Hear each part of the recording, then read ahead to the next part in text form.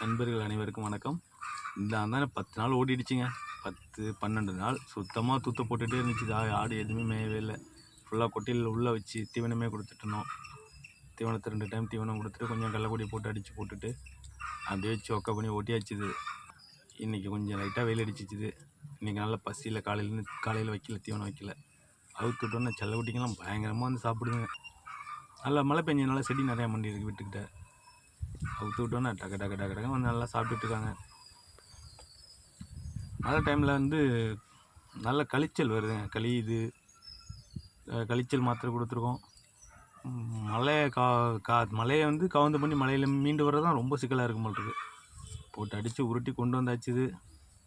இந்த வந்துடுச்சு. ஜனவரி வரப்போகுது. இனிமேலுக்கு அந்தளவுக்கு மழை இருக்காது. 15 நாளைக்கு அப்புறம் இன்றைக்கி தாங்க மேயுது. நல்லா மேயுது. அந்த செடியெல்லாம் நல்லா முளைச்சிடுச்சுது. எல்லாம் நல்லா மேய்ஞ்சிட்ருக்காங்க. போகுது, அப்படியே போயிட்டுருக்குது. இதில் 2 ஆடு செனையாக வேறு இருக்குது. பொங்கல் முடிஞ்சோன்னு குட்டி போடும். குட்டி போகிற பக்கத்தில் இருக்கா. அது வேறு பயந்து பார்த்துட்டு இருக்க வேண்டியது. நைட்லாம் பார்த்துட்டு இருக்க வேண்டியது இருக்குது. நல்லா இருக்குது. இன்றைக்கி பாருங்கள், எல்லாம் பசியில் போட்டோம் நல்லா சாப்பிடுது. 15 நாள் 10 நாளைக்கு அப்புறம் 10, 12 நாளைக்கு அப்புறம் இன்றைக்கி தான் பச்சை பில்லே பார்க்குது.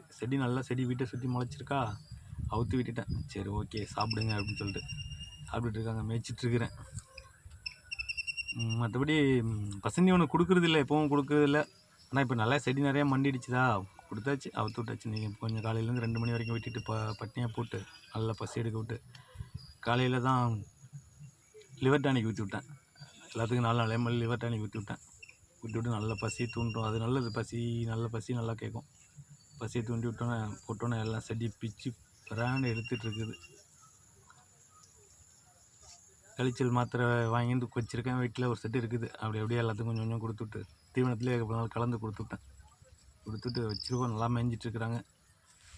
12, 13 நாளைக்கு அப்புறம் இப்போ தான் மேய்ச்சலுக்கு வந்திருக்குது. ரொம்ப கஷ்டமாயிடுச்சுங்க. மழை இப்படி பெஞ்சிச்சுன்னா இந்த நம்ம முதல்ல ஆடு வாங்கினா நம்ம வாங்கின நேரமாக என்னென்னு தெரியல. எப்படி இருக்குது. பரவாயில்ல, இந்த வருஷம் அப்படி இருக்குது. அடுத்த வருஷம் நல்லா இருக்கும்னு நினைக்கிறேன். பார்க்கலாம். எவ்வளோ இதை விடையெல்லாம் 100, 200, 300 வச்சுருக்கிறவங்களாம் இருக்கிறாங்க. நம்மளுக்கு என்ன 15 ஆட்டுக்கு என்ன இருக்குது, பார்த்துக்கலாம். நல்லா இருக்குது. எல்லாம் நல்லா சாப்பிட்டுட்ருக்காங்க. நம்ம சேனல் பார்க்குறீங்க, சேனல் கொஞ்சம் சப்ஸ்கிரைப் பண்ணுங்கள், கொஞ்சம் சப்போர்ட் பண்ணுங்கள், லைக் பண்ணுங்கள். குறை நிறைகள் இருந்தால் சொல்லுங்கள், சரி பண்ணிக்கிறோம். நமக்கு இது புது அனுபவம். மொபைலில் தான் வீடியோ எடுத்து போட்டுட்ருக்கோம்.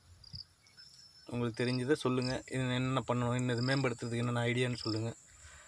எல்லாம் யூடியூப் வந்து ஆடு வளர்க்குறதுக்காக பார்ப்பாங்க. நமக்கு என்னை பொறுத்தளவில் வந்து எனக்கு தெரியாதது நீங்கள் சொல்லுவீங்கன்ற ஒரு நம்பிக்கையில் அந்த வீடியோ போட்டுட்ருக்கேன்.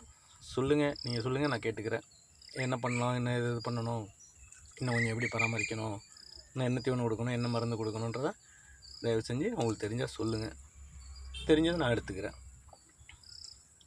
நான் கழிச்சலுக்கு மருந்து டேப்லெட் வச்சுருக்குறோம், கொடுத்துட்ருக்குறோம். போயிட்டுருக்கு அப்படியே. ஓகேங்க, தேங்க்யூ.